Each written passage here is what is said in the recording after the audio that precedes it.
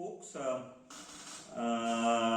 This is a part of Soils and Agriculture course, and I wish you were here on campus and get a first-hand feel or a hands-on experience of this soils lab that we would be demonstrating to you on through this little video. Your earlier batches from 2007 really benefited on sort of getting this hands-on lab that goes along with this course on soils and agriculture. As you heard me in the class, in the theory class, soil is an extremely important resource. So almost like people, the farmers, everybody says no soil is no agriculture. Although we have now the recent techniques of aquaponics and hydroponics, soil-less agriculture, but largely, grossly, we can still continue to believe this, that no good soil is no good agriculture. So the second thought here is the agriculture in the present time, subsequent to Green Revolution, is going through a technological fatigue. And what is that fatigue due to? On two counts. Number one is your depleting groundwater resource. And the second cause for this technological fatigue is due to soil health. Okay, so this particular lab which will sort of help you understand as to what typical, good soil properties, both in terms of chemical and physical attributes, what it should be, and what sort of the soils that you have in your village, or in because it's such a resource that if you travel 10 kilometers, your soil type can vary, your soil attribute can be different. Then it's exactly like water, groundwater. You travel 10 kilometers, you have a different a soil chemistry or a water chemistry. So what the Praful, who is our lab supervisor of this Foods and Soils lab, Foods and Agriculture lab, he will demonstrate to you that soils has chemical attributes and physical attributes. So he's going to tell you about those 5 important chemical attributes and some 3 physical attributes. So what are those chemical attributes? He will demonstrate to you these measures through this what you call a wet chemistry lab, or through a colorimetry which uses the principle of titration, that using, for example, this kit, soil analysis kit, with different solutions available, how you can sort of arrive at whether your soil, like the chemical parameters like pH, organic carbon, nitrogen, phosphorus and potassium. And so this kit in fact is made keeping the KVKs in mind. KVK is Krishi Vigyan Kendra. So Krishi Vigyan Kendra receives number of samples, and then the farmers can sort of go to a Krishi Vigyan Kendra and do this kind of analysis. So these chemical parameters, and then you have some physical parameters, 3 physical parameters as I mentioned. So you have moisture content, and then water holding capacity of the soil, and the bulk density. So why water holding capacity is important is because that determines how much water it can hold. So if when you want to irrigate, you just want to give adequate to its field capacity. If you over irrigate, you are going to waste water, and if you under irrigate, your plant is going to get a water stress. So therefore he will tell you how to sort of measure the moisture content of the soil, how do you determine, for example, water holding capacity of the soil, and how do we estimate the bulk density of soil. Yeah, so have a good luck, and maybe those of you who would continue your research in this soils and agriculture related area, when you come back to campus, you can always sort of resort to lab visits, meeting Praful in the lab, and who would sort of be more than happy to give you sort of hands-on feel substantiating what you just see now in virtually the methods, but you can sort of get your hands-on skill or hands-on feel, so which could be useful in your research. Thank you. Hello everyone, my name is Praful Shinde. I am working as a technical superintendent in Sitara, and as a part of your TD602 course, we are going to see different properties of soil. So we have made this video for you to understand the different chemical and physical properties of soil. So Professor Shah must have explained you those properties, and we are going to see how this kit, soil testing kit, is useful for evaluating the chemical and physical properties of soil. So we can see this kit. This is a soil testing kit. This is manufactured by a Baroda-based company, that is Transchem Agritech, which is also we have this manual we have shared to you, and I hope you have read this manual. So this Baroda-based company, this manufactures different soil and water testing kits, and those water testing and soil testing kits are used by various private sectors, government sectors, NGOs, and educational sectors throughout the India. And this kit is evaluated and certified by different universities and institutions in India. So let's see what this kit contains. So this kit contains various chemicals and apparatus. So you can see these are bottles. These bottles contain various chemicals. Different bottles contain different chemicals, and these bottles are numbered from 1 to 14. Like you can see, this is bottle number 4, this is bottle number 12, like that. And when you add chemical from this bottle into the soil solution, the color of the solution changes, and the color you can compare from the color chart from the manual. And other than that, this kit contains this funnel, filter paper, then this different size spoons, that is 5 gram, you can see over here, 5 gram, 2 gram spoons, and very small spoons. Then this, you can see this comparator, this is used for potassium analysis, and some spatulas, this is dropper, and some small test tubes, big test tubes, and some calibrated test tubes. You can see here calibration from 0 to 25, and some glass and plastic beakers. So for this you require a soil sample. So we have collected soil sample from outside our lab, and we have air dried this sample for 3 days. Initially we air dried it, then we sieved it, and this is the final soil which we are going to test. For soil pH, you need bottle number 1, bottle number 2, and bottle number 3. Chemical compositions and the treatments are so simple that simple farmers or simple laymen can perform these tests. So these are very easy tests, and for right now we are going to do soil pH. So first take 5 ml of distilled water in the plate glass test tube.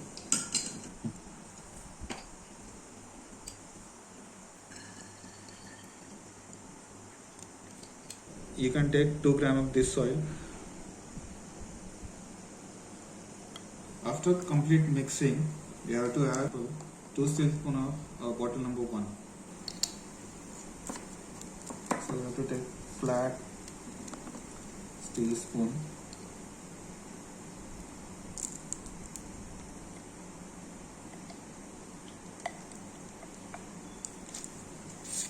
And intermittently you have to mix it.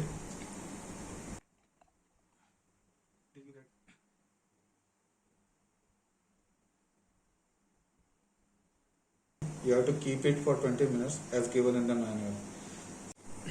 As now you can see, the layer is separated, and you have to take the middle layer, which is a clear solution, and I am going to separate out this middle layer.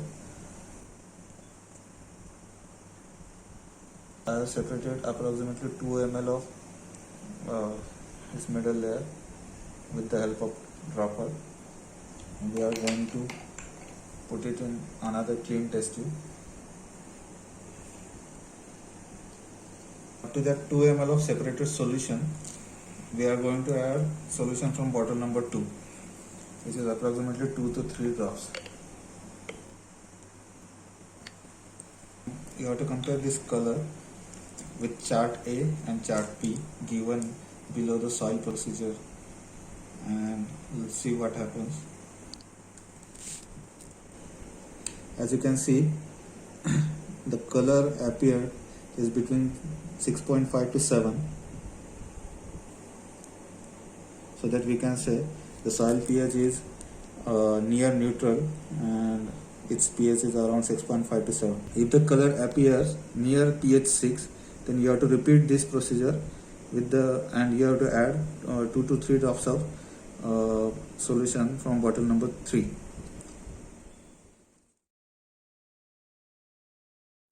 For organic carbon testing, we need bottle number 4, bottle number 5 solutions. So we are going to take 10 ml of distilled water in the beaker.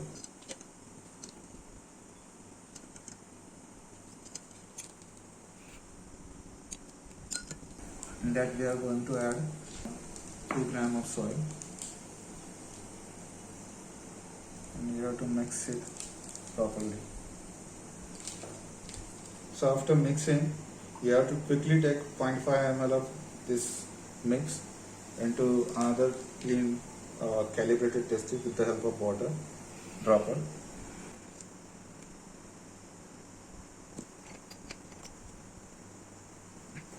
As you can see, there is a calibration up to 25 ml on this test tube, and into this you have to add 1 ml of chemical from bottle number 4.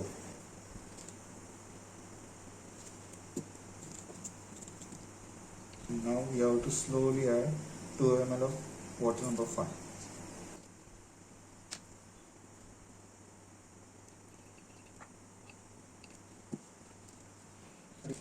Mix it properly, and you have to keep it for half an hour for color development. We have kept the sample or solution for 30 minutes for color development, and this is what the color is developed. So as you can see on this chart, this color is near medium. So there are 3 colors: high, medium and low. So this color matches with near to color medium. The organic carbon content in the soil is 0.5% to 0.7%. Similarly, with the help of manual, I have performed other tests like ammonium nitrogen, nitrate nitrogen, phosphorus and potassium. So I am going to show you the results, and we will compare this with charts. So first, this is ammonium nitrogen. So you can see yellow color appearance of the solution, and this is very low content of ammonium nitrogen, almost 0 to 5. There is no color similar to this chart for nitrate nitrogen. So we can say there is almost 0 content of nitrate nitrogen. Phosphorus test. So you can see there is very low content or very faint blue color appearance and low content of phosphorus. It is 0 to 10. So in case of potassium analysis, we have to take the final solution in the small test tube, and we have to keep it in this container. So through this, you can see 3 lines over there, line A, B and C, and there are 3 holes in front of it. And in the background, you can see there are thin lines, medium thin lines and dark lines. So from here you have to see are those lines are visible. If the lines are visible, you have to tell them final result accordingly. No lines is visible, you can say the potassium content in the solution is very high. So it is more than 180 kgs per acre. Till now we have seen chemical characterization of soil. Let's see physical characterization now. So the first parameter will be moisture content of soil. For moisture analysis of soil, we are going to use infrared moisture balance. So this moisture balance contains halogen bulb over here, you can see, and when we keep our soil sample over here, it radiates infrared and the heat is produced. So whatever is the moisture loss is there, it can be measured using this balance. For using this moisture balance, we have to go by the commands given over there. So initially it says start, so we have to press start button, then open. You have to prepare a sample.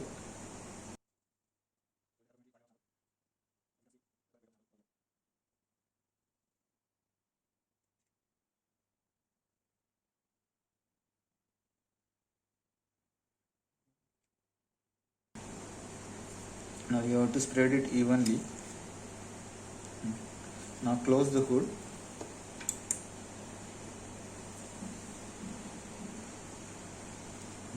Now start. As you can see, this is infrared light, and we initially set our temperature to 105 degrees centigrade, and here you can see current temperature of the inside chamber.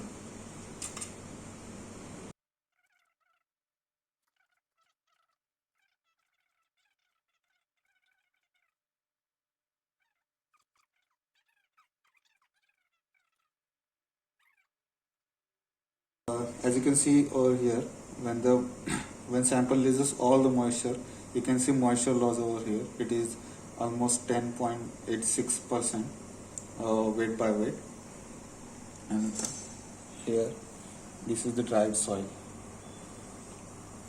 I have shown you moisture content of the soil using moisture balance, IR moisture balance. Similarly, but what happens is sometimes we cannot take these sensitive equipments in the field. So we can also analyze moisture using some simple instruments like this IR bulb. So here I have taken 10 gram of soil in the container, and you have to take initial and final weight of the sample. Initial weight is container plus soil, and final weight is container plus soil after drying. So you have to simply keep it here. The bulb should be placed over the mouth of beaker, and you have to keep it this assembly to 2.5 hours, and you have to ignite this bulb continuously for 2.5 hours. Similarly, you can take moisture content using hot air oven method also. For that you require silica crucible like this. You can take empty weight of this silica crucible, plus you can add 10 gram of soil. The collective weight will be W1. Then you have to keep it this container into the oven which is set at 105 degrees centigrade, and you have to keep it for 6 hours. Finally, when the moisture loss is stopped, then you have to take it out and cool it, and you have to take final W2 weight of this sample. To the calculation part of moisture content in soil.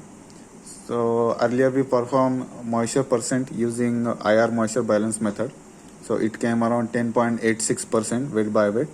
When we perform hot air oven method, the weight of crucible plus soil, which is W1, is 76.53 gram before drying, and after drying it was 75.45 gram.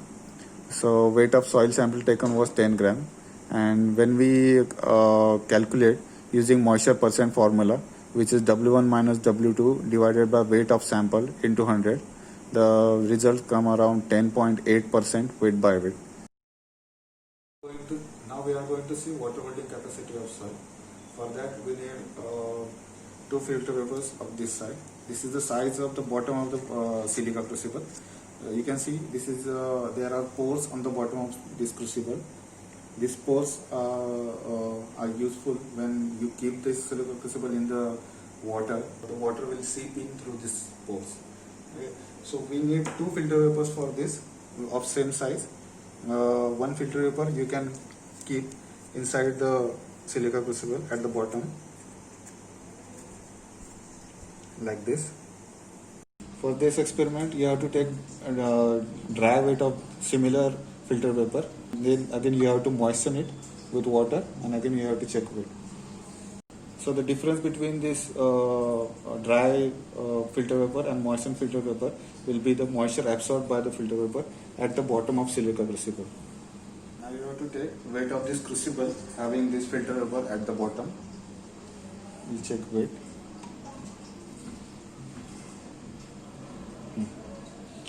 Then you have to add soil into it, more than half of this crucible. Again you have to take it. Before taking it, you have to make sure the soil doesn't fall on the balance. Now we'll keep this crucible containing soil and filter paper at the bottom into this glass beaker, and we will add some water in it on the sides of the from the sides of the beaker, so that silica crucible dips 1/4 of its height.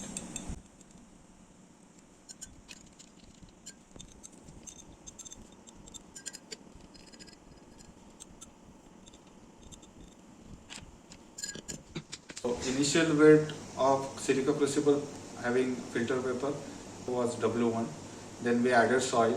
So the entire weight of the soil plus crucible plus filter paper will be W2.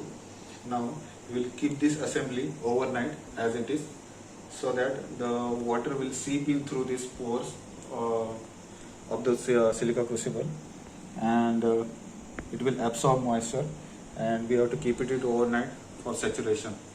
So for water holding capacity, we kept this crucible containing soil and filter paper at the bottom for saturation overnight. So yesterday we had kept it. So today we will see how much moisture or water it has absorbed and what is the water holding capacity of this soil after the calculation. So you will take this crucible, you will wipe it from the outside, and immediately you will weigh it. So that weight will be W3. So let's say what weight we get.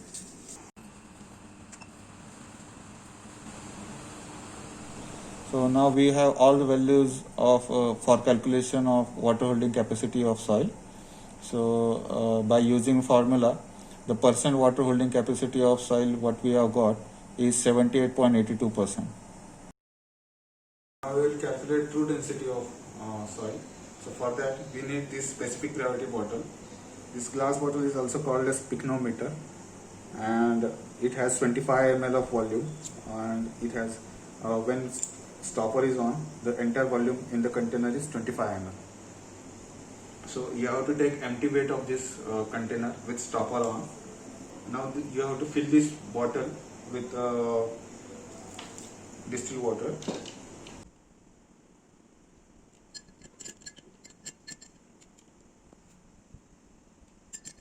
You have to place the stopper, then you have to wipe it entirely. Now you have to check the weight of this water filled specific gravity bottle, and you have to note it as W2.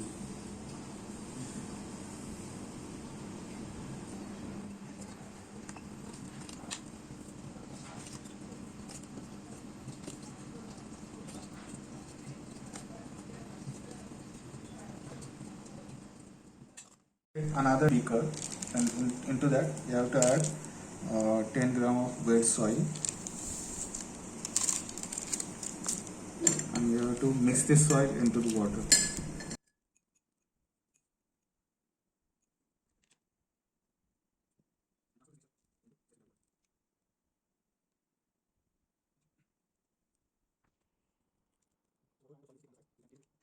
So we have transferred entire soil into the container, and we will place this topper and we will mix it properly so that air bubbles comes on the top. The air bubbles which are trapped under the soil, it will come on the top, and we will keep this container as it is for 30 minutes.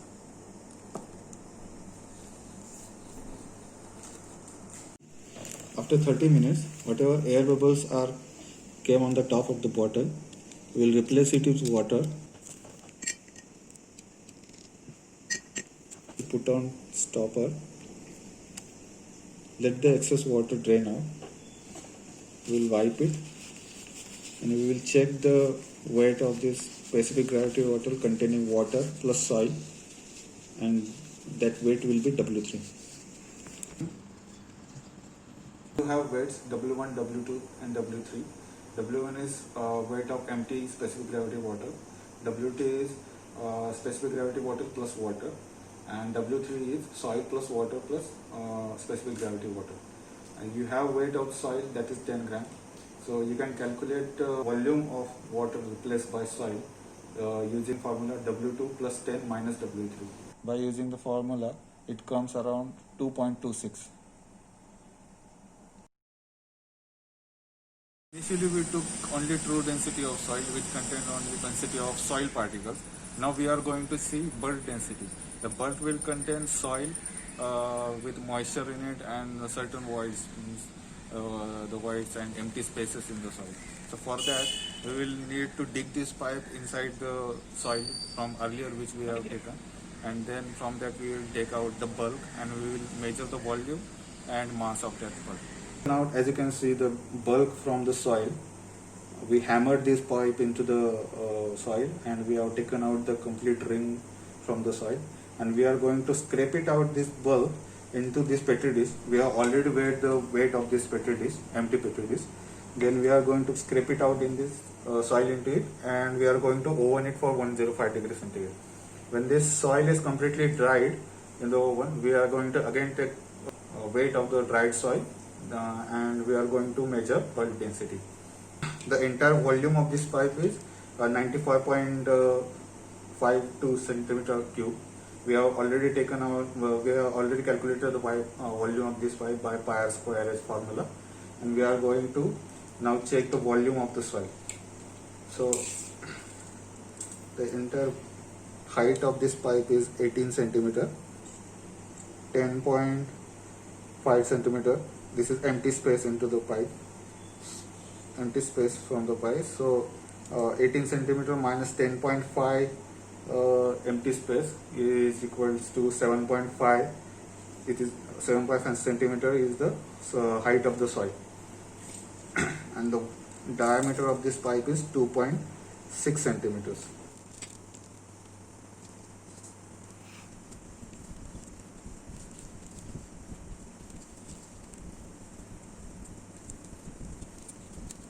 We have taken out entire soil from this pipe. We have scraped out, and we are going to check weight of this soil plus petri dish. That will be W1 as given in the manual.